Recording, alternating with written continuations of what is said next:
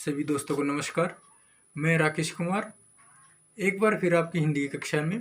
और आज हम हिंदी में करेंगे भाई जो हरियाणा विद्यालय शिक्षा बोर्ड भिवानी है उसकी तरफ से संचालित जो 10वीं की कक्षा है और जो 10वीं का जो सिलेबस है उसी के हिसाब से आज हम जो हिंदी है 10वीं क्लास की उसके विषय पर चर्चा करेंगे। और हमारा जो आज का जो विषय रहेगा वो रहेगा भाई हिंदी में जो क्षितिज है किताब उसके ऊपर। और इसमें भाई हमारा रहेगा सूरदास के पद। तो भाई आज हम बात करेंगे सूरदास के पदों की।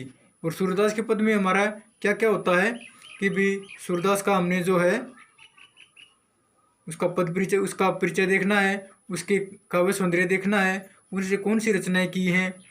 और भाई उसने जो क्षितिज नाम की जो बुक है उसमें उसके जो 4 पद आए हुए हैं, सूरदास के पद के नाम से जो 4 पद आए हुए हैं उनके विषय पर भी हम चर्चा करेंगे। तो भाई सबसे पहले देखो भाई आप कि भी सूरदास के पद है जो उसके विषय में बात करते हैं। और उसका जो सबसे पहले हम करेंगे सूरदास का परिचय।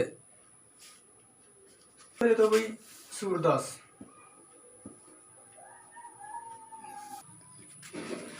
तो भाई हम बात कर रहे थे जो सूरदास जो हमारे जो साहित्यकार हुए हैं, कवि हुए हैं, उनके विषय में।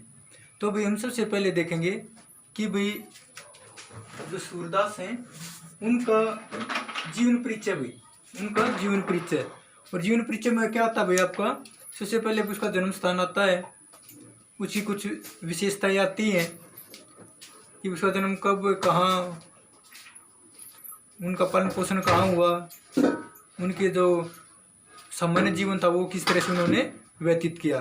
तो भाई हम अगर बात करें तो भाई हमारी जो बुक है ये क्षितिज भाग नंबर 2 ये 10वीं क्लास की बुक है जो हरियाणा विद्यालय शिक्षा बोर्ड है उसके पाठ्यक्रम के अनुसार। तो भाई इसमें बता रखा है कि भाई सूरदास का जन्म 1478 ईस्वी में माना जाता है। भाई कब माना जाता है? 1478 ईस्वी में। जन्म कब भाई? 1478 ईस्वी में भाई सूरदास का जन्म माना जाता है। और एक मान्यता ये है कि भाई सूरदास का जन्म मथुरा के निकट रूनकता मथुरा के निकट रूनकता नामक स्थान पर हुआ था। जबकि जो दूसरी मान्यता है वह भाई दिल्ली के पास सीही गांव, यानी कि भाई जो सीही गांव है ये हमारा हरियाणा में पड़ता है और वहाँ पर सूरदास का जन्म माना जाता है। और यही जो सीही गांव है इस पर ज़्यादा प्रमाण सिद्ध होते हैं कि भाई सूरदास का जन्म कहाँ हुआ था? महेंद्रगढ़ के सीही गांव में। इससे आगे भाई इनके गुरु का नाम, तो भाई सूरदास के गुरु का नाम था महाप्रभु वल्लभाचार्य। और भी जो और शिष्य हुए हैं उनमें सर्वाधिक प्रसिद्ध जो है सूरदास ही हुए हैं। और भी जो सूरदास हैं वो जैसे भाई हमारा जो सी है ये मथुरा की साइड का लगता है, तो वहाँ पर भी ये मथुरा वृंदावन वहीं गौ घाट के पास ये रहते थे। और श्रीनाथ जी के मंदिर में, किसके मंदिर में? श्रीनाथ जी के मंदिर में भजन कीर्तन किया करते थे। और भाई सन 1583 में, कब? 1583 ईस्वी में जो है पोरसोली एक गांव है पारसोली, वहाँ पर इनका निधन हो गया। ये था भाई जो कवि है हमारे सूरदास जी, इनका एक सामान्य परिचय। और भाई अगर हम इनके और उसमें देखें तो भाई इनकी जो बचपन था वो कुछ ज़्यादा उससे नहीं गुजरा था। और फिर आगे हम इसके विषय में बात कर रहे हैं कि भाई प्रमुख रचनाएं, सूरदास की प्रमुख रचनाएं। सूरदास की जो है 3 ही प्रमुख रचनाएं मानी जा रही है भाई, जो इसके जो प्रमुख ग्रंथ हैं वे 3 ही माने जा रहे हैं। और वो 3 कौन कौन से हैं भाई हमारे? सुरसागर साहित्य लहरी और सुरसारावली। ये जो हैं 3 प्रमुख रचनाएं मानी जाती हैं सूरदास की। और भाई जो सुरसागर है, जो सुर सागर है ये श्रीमद् भगवत गीता, जो श्रीमद् भगवत गीता जो हमारा ग्रंथ है उसका एक उस पर आधारित, यानी कि भाई इसके जो दोहे हैं जो कुछ है इसके अंदर सुर सागर के अंदर वो सारा किससे लिया गया है? श्रीमद् भगवत गीता से। क्योंकि भाई जो सुर सागर है इसमें भाई सकंद होते हैं, इसमें क्या होते हैं? सकंद। और जो 12वां सकंद है द्वादश, द्वादश यानी कि जो 12वां सकंद है उसमें भी श्री कृष्ण की लीलाओं का वर्णन किया गया है। अब भाई व्यक्तिगत विशेषताएं, आगे क्या हमारा व्यक्तिगत विशेषताएं। व्यक्तिगत विशेषता में होता है कि भाई जो सूरदास जी हुए हैं उनका भाई व्यक्तिगत विशेषताओं में क्या क्या योगदान रहा है। सबसे पहले भाई विनय भाव, सबसे पहले क्या है?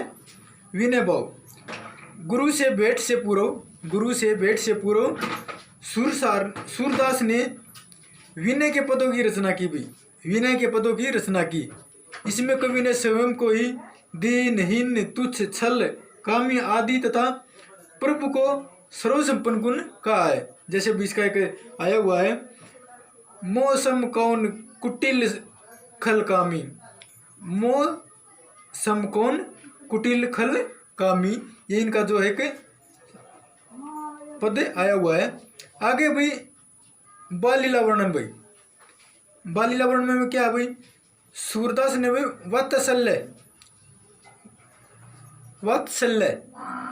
वात्सल्य वर्णन के अंतर्गत अपने उपास्य देवता, और इसके उपास्य देवता कौन थे भाई?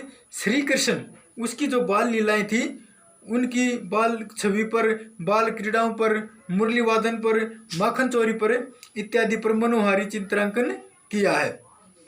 जैसे भाई इन्होंने लिखा है कि भाई मैया मैं नहीं माखन खायो, मैया मैं नहीं माखन खायो।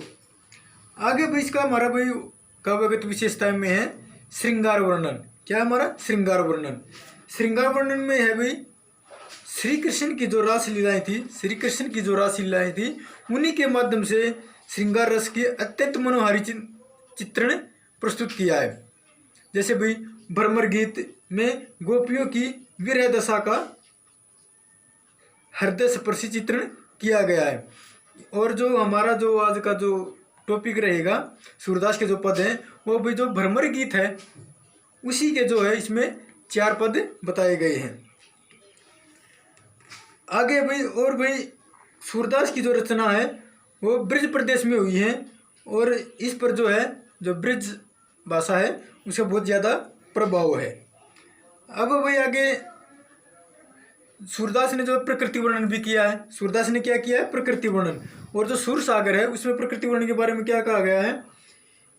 पिए बीनू नागिन काली रात, ये जो उन्होंने प्रकृति के विषय में भी बात कर रखी है। चौथे नंबर पर आता है भाई हमारा बाल शैली। चौथे नंबर पर क्या है हमारा? भाषा शैली। सॉरी भाई क्या है हमारा? भाषा शैली। भाषा शैली में क्या है भाई? सूरदास के काव्य की भाषा, सूरदास के काव्य की भाषा शुद्ध साहित्यिक ब्रज भाषा है। उसमें संस्कृत के तत्सम शब्दों के साथ साथ तद्भव शब्दावली का भी सुंदर एवं सार्थक मिश्रण किया है। यानी कि भी ऐसे शब्दों का प्रयोग किया गया है जिनका कुछ न कुछ अर्थ निकल रहा है। कवि ने भाई यथास्थान मुहावरों का, लोकोक्तियों का भी सुंदर प्रयोग किया है। इसमें भाषा के अधिक सार्थकता आ जाती है इसके कारण कि भी अगर हम मुहावरे और लोकोक्तियों ज़्यादा प्रयोग करेंगे तो भाई जो भाषा है उसमें सार्थकता बहुत ज़्यादा आती है। सूरदास का संपूर्ण काव्य पद अथवा गय शैली यानी कि भाई गायन के रूप में जो है रचित किए थे। और भाई सूरदास के काव्य में उपमा, रूपक, उत्प्रेक्षा, सलेश, अतिशयोक्ति आदि अलंकारों का सहज एवं स्वाभाविक प्रयोग किया गया है। तो भाई दोस्तों आज हमने पढ़ा सूरदास के विषय में। आज हमने पढ़ा कि भाई जो सूरदास का जीवन परिचय क्या था, सूरदास का जीवन परिचय, सूरदास की रचनाएं, काव्यगत विशेषताएं। काव्यगत विशेषता में क्या क्या था? उनका विनय भाव, बाल लीला वर्णन, श्रृंगार वर्णन, और जो चौथे नंबर पर था हमारा भाषा शैली की, उसकी भाषा कैसी थी। तो भाई ये क्वेश्चन जो है आपकी जो 10वीं क्लास है उसमें कम से कम ये 5 नंबर का क्वेश्चन आता है। उसमें अक्सर पूछ लिया जाता है कि भाई काव्य परिचय लिखकर बताएं। तो भाई सभी दोस्तों से रिक्वेस्ट है कि भाई ये अपना यूट्यूब चैनल है संस्कृत हिंदी सागर राकेश कुमार, इसको ज़्यादा से ज़्यादा शेयर करें, सब्सक्राइब करें, लाइक करें और कमेंट करें। सभी साथियों को नमस्कार।